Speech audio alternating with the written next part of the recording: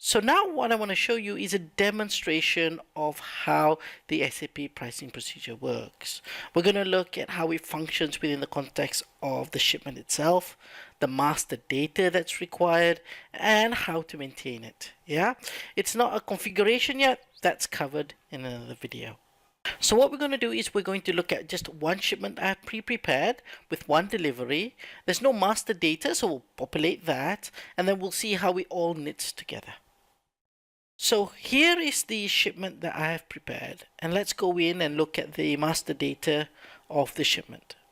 So the first thing that you'll notice is that the forwarding agent is here, which is this carrier LTL, and the shipping type is 01.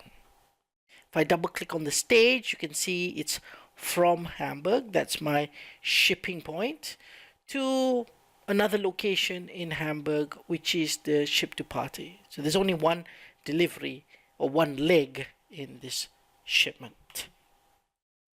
Let's create the shipping cost document. Now it's important to remember the shipping document and the shipping cost document are two separate things. Yeah, the shipping cost document is the document that allows us to do all of the pricing, while the shipping document is the transportation execution document.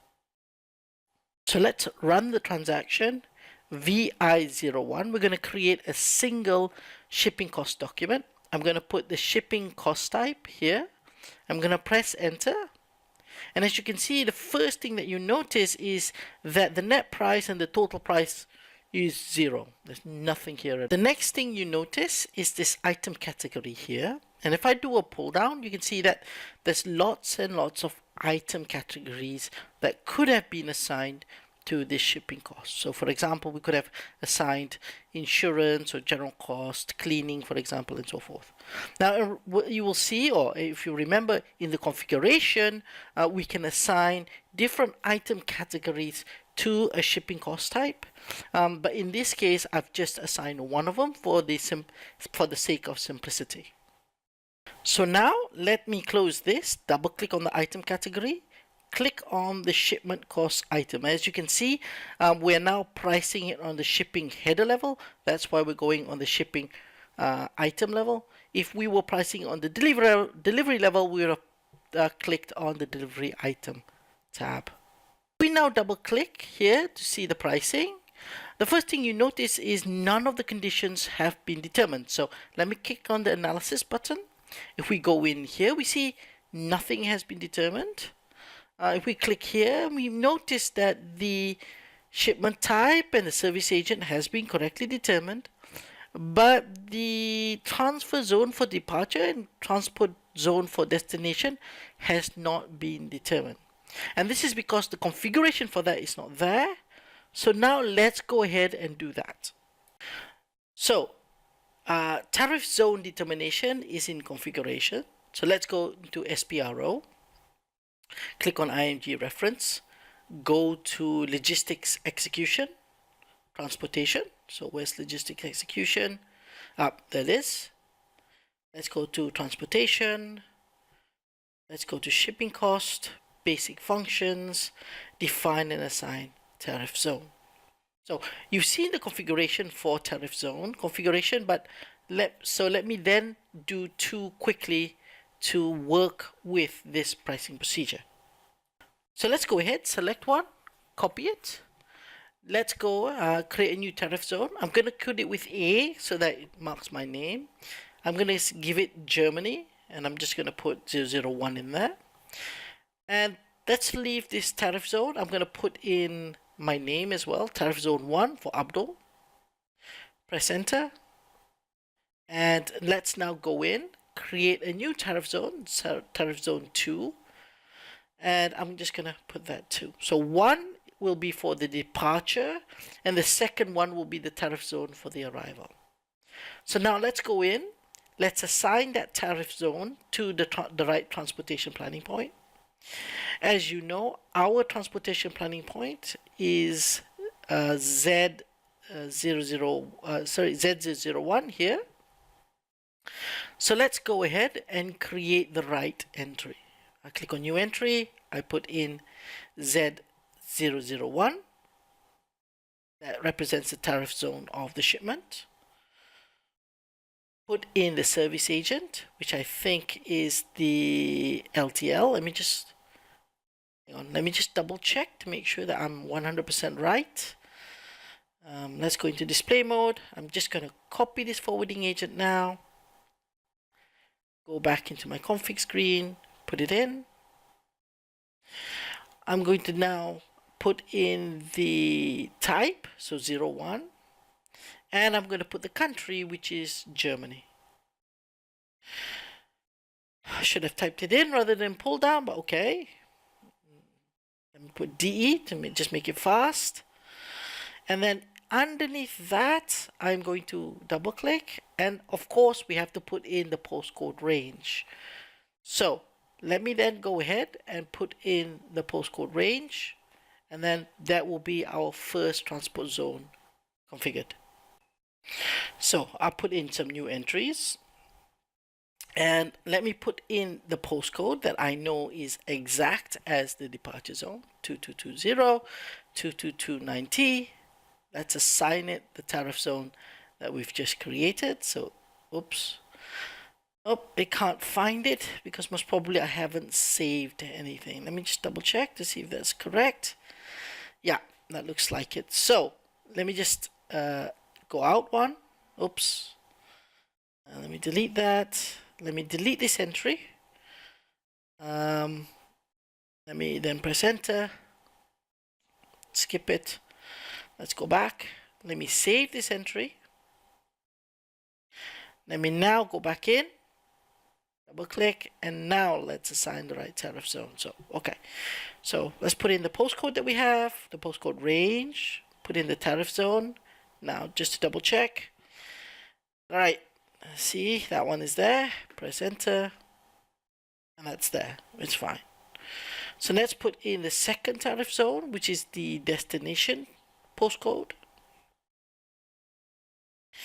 and I'm assigning it the second tariff zone here. Press enter, and then let's save it. Okay, so we're done. Let's just go back out, and then let's recreate the shipping cost document to see what will happen. So let me then execute the transactions VI01 again. I'm putting in my shipping cost, press enter, see the log, okay, it's still 0, double click, shipping cost document, double click again, and no conditions have been determined. So let's click on the analysis button again. It seems that the condition is now missing, and as you can see, the system has determined the tariff zones as we configured, but it's not having an entry in the access sequence. So now let's go back out from this. Let's not save it, and let's now create the data for the access sequence. So from an SAP menu, we go to logistics, logistics execution, master data, transportation, transportation costs, pricing. Well, the transaction is just TK11. And here I have the conditions Z010. So let's go ahead and have a look at the access sequences that exist for this condition. So I click on enter, and as you can see, there are two access sequences here. One takes into account the shipping type, and the other one doesn't. So in my access sequence, the shipping type is not important. So let's choose the second one, and then let's put the entry in there. So now let's enter the data. We go back to the shipping cost document here. We click on analysis. We can actually have a look at what data was determined. This is the first one, but I'm just going to copy the service agent here. I'm going to put this in. I'm going to go to the zone of departure, which is ADE001, the destination, which is 002. As you can see here, the shipping type, I can put in T001 here for individual road. I open here and I put in truck, and I put an amount. So I put 100, and let me put the currency here. Here, unit, which is here, and let's put the price of euro. One thing to always be careful is the valid from date. By default, SAP puts in the current day in which you are entering the condition, but it could be because of the way the system is configured to determine the shipping price, or the date of the shipping cost document. It could be in the past. Yeah, so what I'm going to do is I'm going to configure it so that the range is a little bit like a year before, and then I'm very sure that because the range is in the past, this entry will get selected. So let's go ahead. I'm going to change it to a year before. I'm going to save it. Let's go back out, and let's now put the entry for the fuel surcharge. In this case, it's Z011. I'm just going to put in the second level entry. I'm going to choose it. And of course, we know what the service agent is. It's the same, so let me put that in. The point of departure, it's ADE001. Put in the shipping type here, individual road. Press enter, and let me put in a percentage of 5.